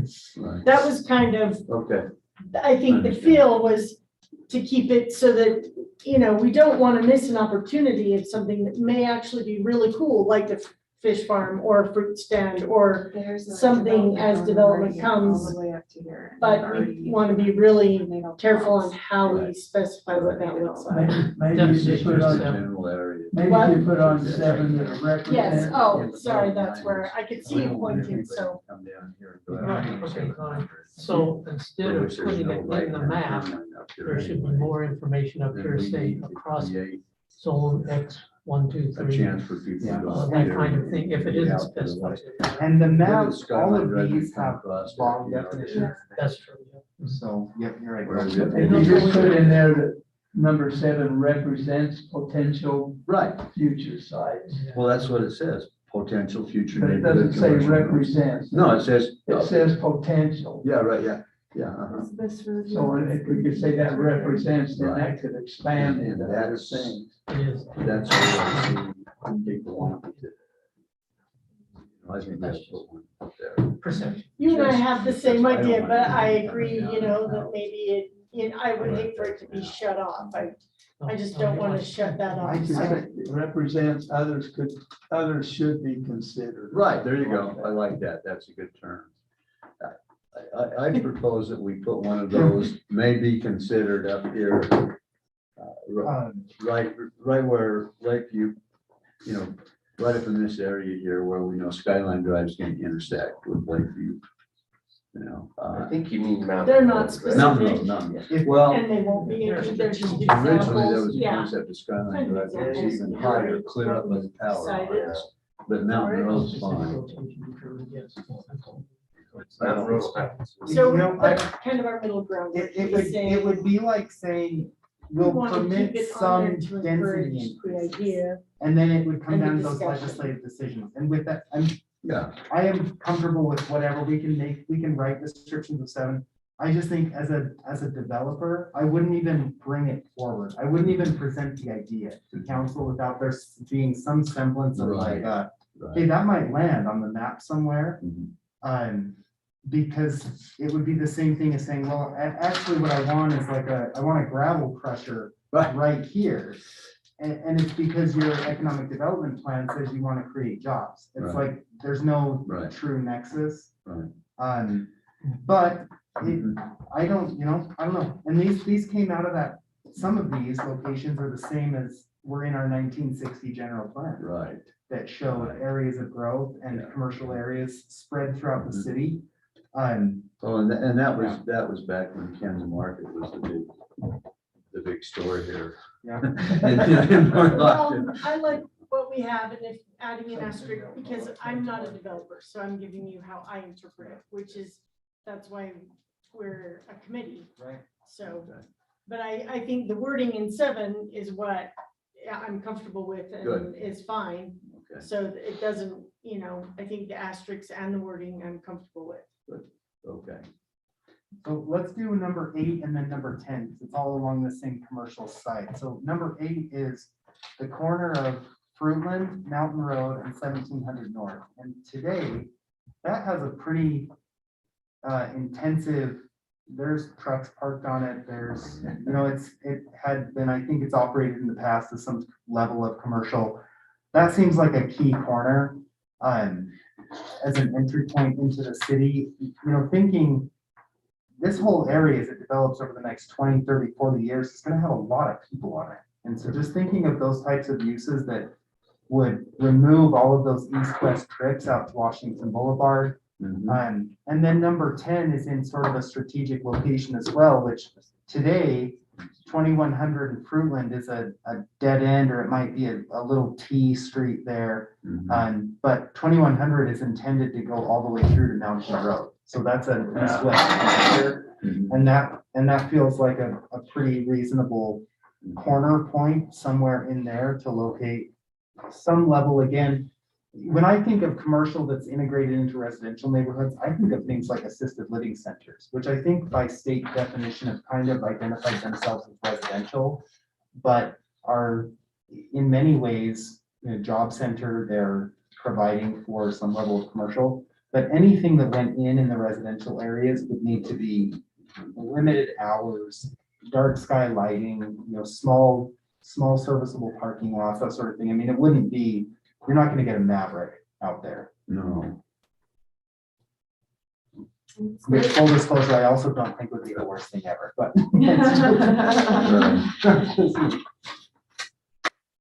I'm So- fine with both of those. We Okay. discussed that last time. Yeah, it's great. So then number 9. So 9 is in our mind, kind of a right sizing of the boundaries of the conservation areas. By going parcel by parcel and development by development and pulling out areas where we've kind of lost the option for conservation. All these areas that we've made solid yellow are effectively developed today with fully developed with subdivisions, or have parcels of a size that assembling them is going to be extremely unlikely, like multiple half-acre parcels next to each other. Trying to get those folks to time together of buying, selling. So by doing that, it lets us focus more on those remaining open spaces. And this is where we've got a calculation here of, yeah, kind of like what I think would be reasonable. Most of this area is currently zoned at RE 20,000 square foot lots. We're not getting a lot of, traction from developers wanting to develop half-acre lots. They want to develop smaller lots. So if you want smaller lots, then you should, have to give and take a little bit. So we said, maybe you go to an R110 zone, but you do 30% land preservation. So it's essentially doubling your zoning permitted. So on here, 10-acre parcel, you can get 21 lots today. 10-acre parcel at 30% land preservation, you'd have 7 acres remaining. You'd get 30 lots. So you 1.5 times your number of doors. And speaking frankly with a few developers who have been kind enough to have these conversations, they're selling R15, R18, and R110 lots with homes on them for almost the same amount of money. Because you're selling the same type of thing to people who are just in different either life stages or what they want. And so the R110 is slightly larger, but the house might come with slightly lower materials, and they can drive the price up on the smaller lot by having really high amenities or high value in the house, and almost sell that, that large house on a small lot for the same amount of money. And they're doing it without giving us anything. And again, I think the free market should decide in some ways, but on the other side, we're giving them an increase in density, so they should provide us with some open space or betterment. Well, in particular, I like your little Roman numerals 3 and 4 under 9B. I think those outline some really important things that people need to pay attention to when these decisions are made. I think that summarizes them very well, Scott. I think if this land preservation concept, this is a big swath of land we have in the community. I think that Christina Parks and Rec is really got to be involved in this, because you're going to be having developers wanting to hand this land over to the cities, and they're not going to want to take care of it, and they're not going to, the HOAs are not going to, even the bonus densities are going to be not enough for them to create an HOA that's going to be expensive to maintain all this open space. So I've had a couple of conversations with Tiffany about this on what would you rather have, small detached parcels or a land bank of money? Because the other way to do this, and Farmington is an excellent example, is you can increase the density, but you're going to give us the money that is that 3 acres you would have given us. You're going to give us market value for those raw 3 acres, and it's going to come in the form of a cash check that will sit in a bank. And Farmington did that over 10 years and assembled a huge regional park over by Station Park. And talking to Dave, he said, for 10 years, they did this differently. In some cases, it was a subdivision that was willing to provide a really good key trail connection. And that was their like amenity, or it was parking for a trailhead or improvements to an equestrian area. So he said they took it, every development was taken on as its own, what will you know, what, like horse trading, what will you give us? Tiffany today said, I'd rather have the little pocket parks or the small pieces of land because then you physically own it.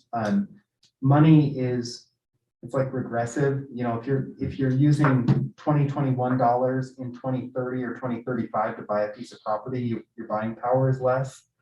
And right now the land is going so fast. Yeah, and you know, and the other thing to think about with this is maybe we do it as a land, but we land bank it, and the city in the future becomes a developer or resells that land in order to assemble enough parcel, like enough money to buy the or a key parcel. Like there's a bunch of ways it could happen. The idea is just that if you have conservation on your general plan, it should come with a policy that actually brings Yeah, some level of The, conservation. the pain is gonna be in the landowner thinking his value is higher because it should be zoned a certain way. Mhm. But when the city steps up and creates this new general plan, the market will eventually adjust to where well, this land is worth X amount an acre because you're only gonna get this many units if you get the bonus density. And Yep. so you let the market adjust and the city will be granted their open space and they'll get it. And I think it's a great idea. It's a great concept. It's fair. It provides, it doesn't give developers advantages of extra density unless they want to create design standards. So I like it. I think it's good. And it's clearly expressed in there, don't we think? Yeah. Okay. I was gonna just say in Hyde Park City, we develop a lot in Hyde Park City. We have to give them 2 lots out of every 20 lots. They just get the lot and then they sell it. And then they take the money and put it in their parking lot. So Yeah. there's lots of ways to do it. And if it's equitable, if it feels like it's not a taking, an exaction, Mhm. then, and I think this is equitable, right? We have given away legally, they're beautiful subdivisions, they're great homes, they're wonderful residents. There's nothing against it, but we've given away a lot of conservation area just through our standard rezoning process. And but we have a lot of land left to develop. This is an opportunity. And a lot of people have backyards that they don't want as big as they are. Yep. Yeah. Yeah, for sure. There you go. And then the last is number 11, and this is a residential hillside cluster. So everything that's left over is that light yellow color on the hill. Same thing here, and I've got 2 different calculations. One is, as we were brainstorming, 25% density bonus for 25% open space preservation. And then we did the same 30% land reduction for 50% increase in base zoning. And that one ends up with a little bit more density, but the idea here is there are development rights on the hill. And to the tune in some of the areas of what would be 600 new rooftops. And I think that above a certain point on the hill, whether that ended up as 600 townhomes, 600 condos, 600 small lot, single family, is less relevant than preserving the sensitive nature of the hillside. And giving, really, this would be like almost an ultimate flexibility zone, because those residents up there won't come unglued at $1 million condos on the hill. They just won't. I mean, they'll look at them as, hey, maybe I'll sell my big house because I'm only here for 6 weeks out of the year as a second home, and buy one of these, buy one of these condos on the hill. And so it would be preservation, but also just essentially open clustering ability up there on the hill. And I don't know yet how we craft that from a policy standpoint, but that's my, that's what I would envision up there above Nebo Ave. I like the idea of recommending that to the PC and the city council and let them come up with it, because I think there needs to be creativity. I think you expressed it really well. Mhm. So if you can build that into the recommendation, that I think we would all agree with that. Yeah, I mean, it's their issue anyway. Yeah, the unit density is. And this gives them a vision. And they're already aware with it and struggling with it. Yeah. And Yeah.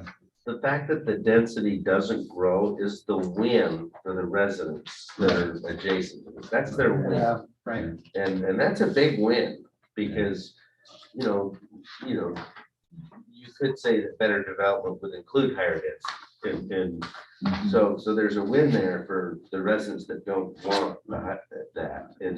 But then to give the developer creativity, it gives the city the opportunity to get better development.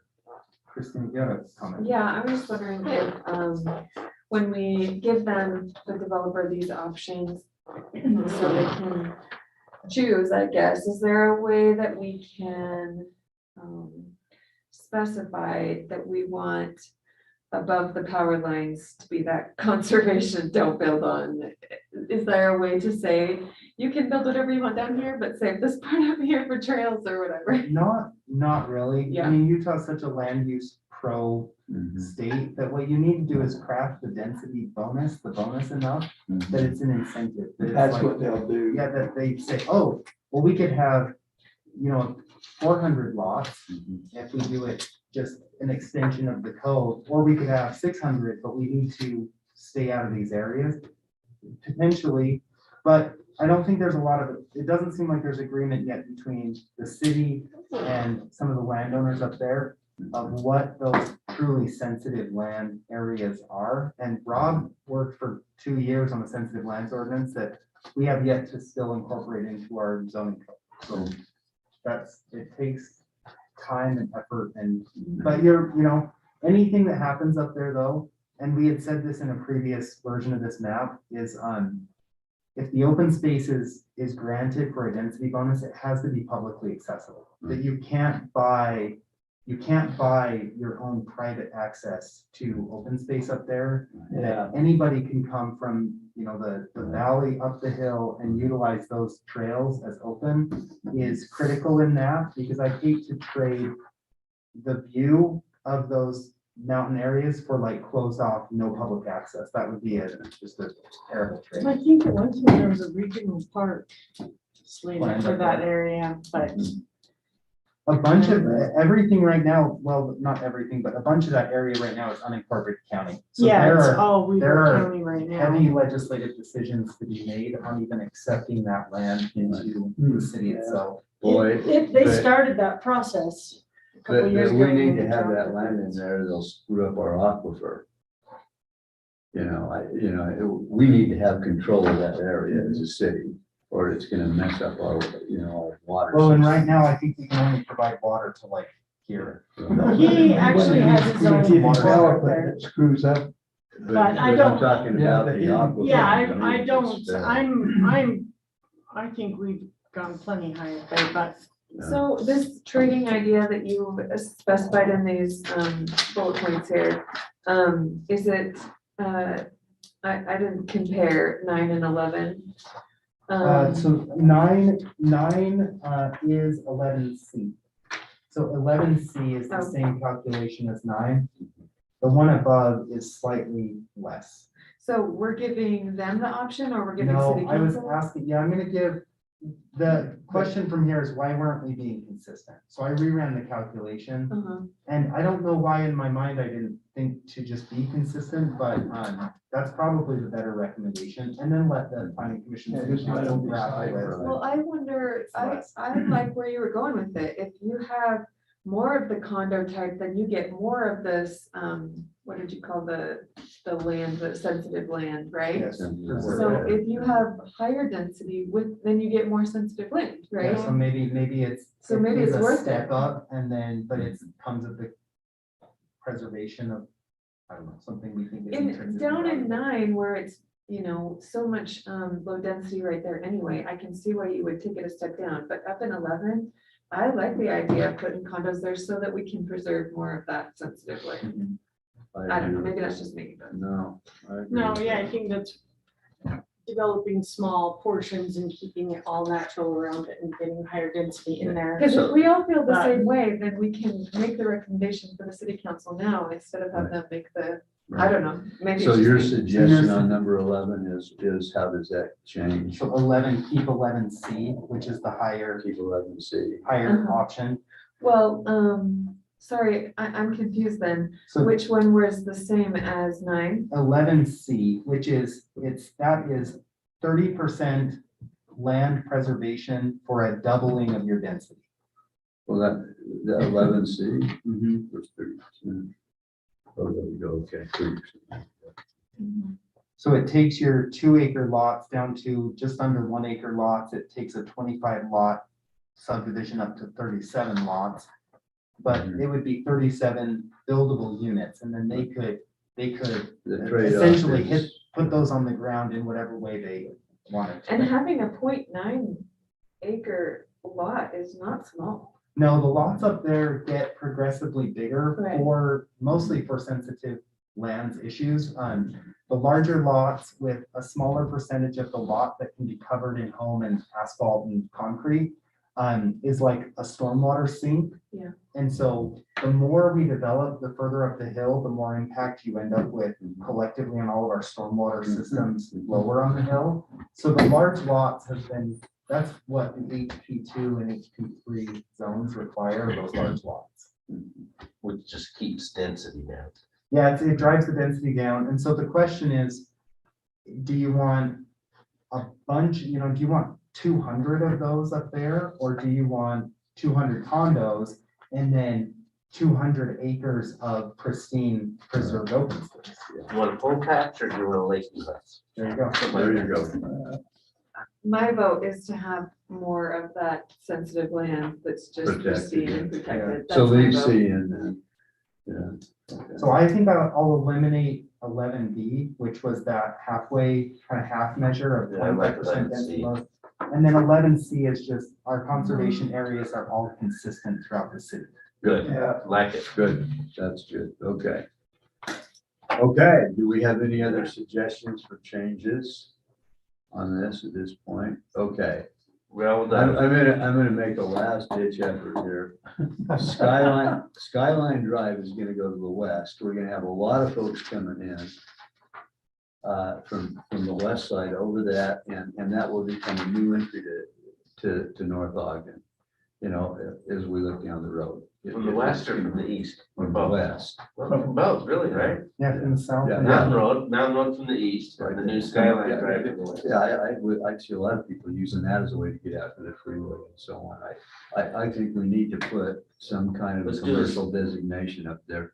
I think we agreed on that. I'm gonna He put was it, I'm gonna do put an that. asterisk. up 7 there. Road, on Yeah. Mountain Road, and Lakeview A Drive. 7 There we is go. somewhere in here, Mountain and Lakeview. Yeah, Mhm. Skyline Drive and So- Mountain Road are gonna be the same road. yeah, They've got two different names right now. right, yeah. Do we, Good, okay. I'm Yeah, happy. Skyline meets up, I think, with the, oh, it's not labeled, but it's right under 4350. Right, I Yeah. think, isn't that where? Yeah, it's that's the gonna road. work? Yeah, it'll connect here. that's the way. And Okay, then go right here. Great suggestion. so Yep. I okay, agree. so we're cool. could I maybe make I'm gonna attempt to make a motion that we present future land use map as reviewed by us today with the addition of an asterisk in the northern section of the map.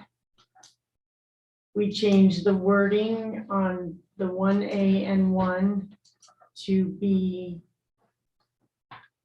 no longer twin home overlay and be a Transition. transition zone. And there's one more. I think you are. Oh, remove 11B Right, from the residential hillside cluster Okay. zone. well, it took a long time to get that decided, didn't it? Okay. And Mhm. I think that's it. Is that Scott, fair? have we So missed- I have that motion. The motion on the floor, Scott, have we missed anything? I don't think so. I've got a few other little notes and comments. You've got some descriptive notes, and that's included in your motion, isn't it, Steph? Yeah, I'll second Stephanie's motion. Now let's open it up for discussion, No, right? I didn't want to open it up till I was sure.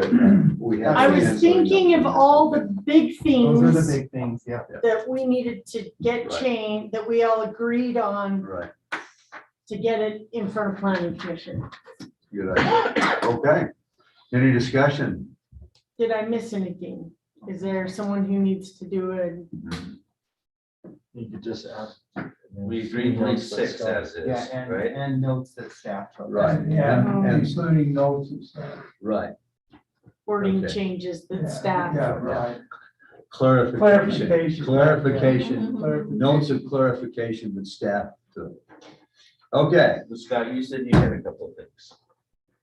Yeah, the renaming of the Southtown Center. yep, okay. Is that okay? Is that a friendly amendment, staff?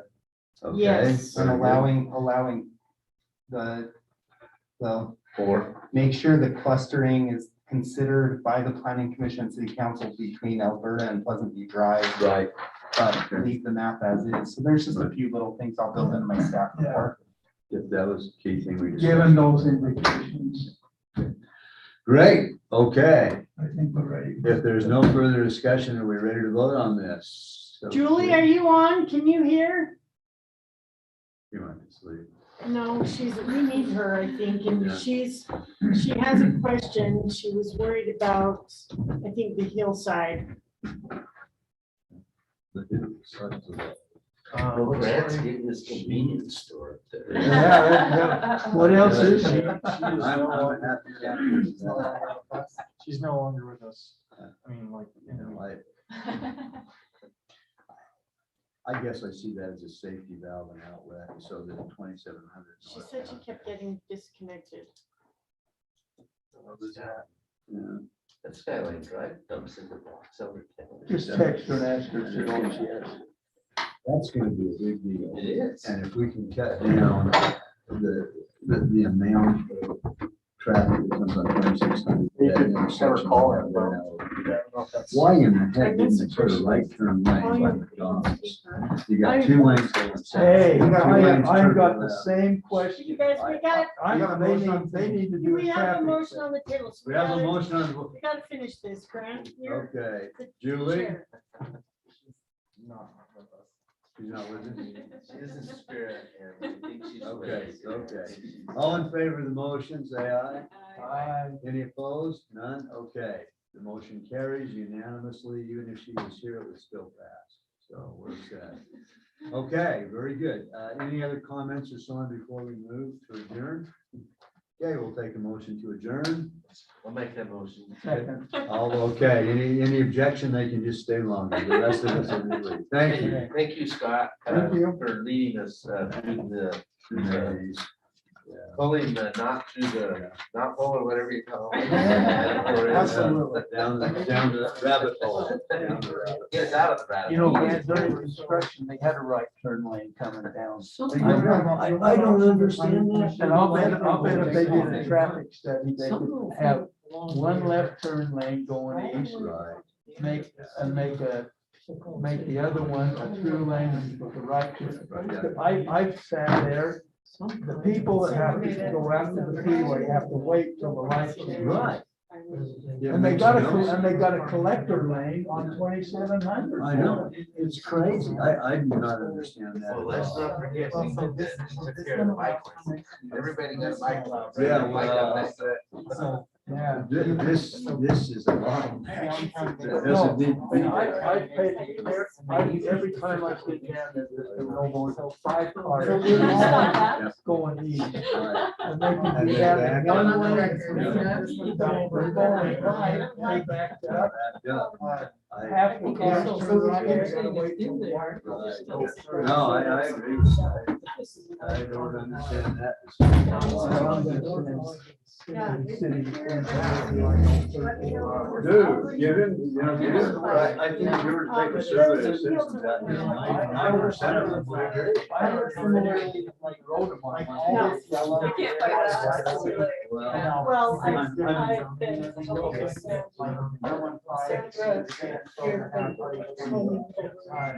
So these call outs are kind of areas of focus. I wish we could come up with some kind of way to save them, like, hey, look, I see you. I know. Well, Yeah. And so Okay, that- we because just we got could back. do something No.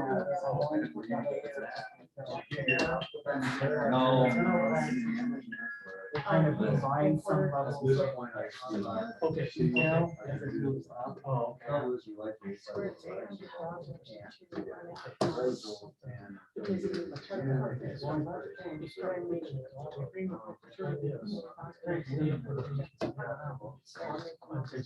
What are the? Finally got a settlement. But no, what I'm gonna talk about is I know that, Tiffany is talking Well, about that becomes part of this. right? gardens, Yep, you're right. planters. And It's, there's a garden. Yeah, these are hard decisions, and I wish So the residents, in thinking had about it, time in and their it's lives. just, and I would just love it for the, I for totally the get it. It's discussion hard to make with the these group types of that's meetings, talking about that. And that, you These know, are the she's meetings where talking these about. really critical So decisions get made. my And first then, thought was that that probably. You turn around and all of a sudden Have there's the a zoning senior request center that's take approved and over somebody a comes little out. bit. I'd be so grateful for senior Yeah. center. Yeah. Is common. But that doesn't mean that that group can truly be some kind of discussion like how to get the senior center, because they can Development. lease out the, you know, I don't know how she does it right now. Do But I think some it'd be really cool if the senior better center. understanding, give us a better. Good job. I like seeing that. Looks like it's very good. This is a good Because time. that seems to me Letter like they'd there. like to go gardening. Well, yeah, you never on know. their time. Thanks, Scott. The temperatures So, are who's very going to similar be to what they are next? here right now. It's only when you get seven. I don't know. I mean, You did, huh? This is. no, I just, you know, at a lot of times I'm a meetings when the sun's We gets got so some when I'm one supposed to night. go out. Sorry. I don't know what I'm I supposed to do here, so I stopped the recording. And I think I'm gonna end that meeting and just hope it all works out.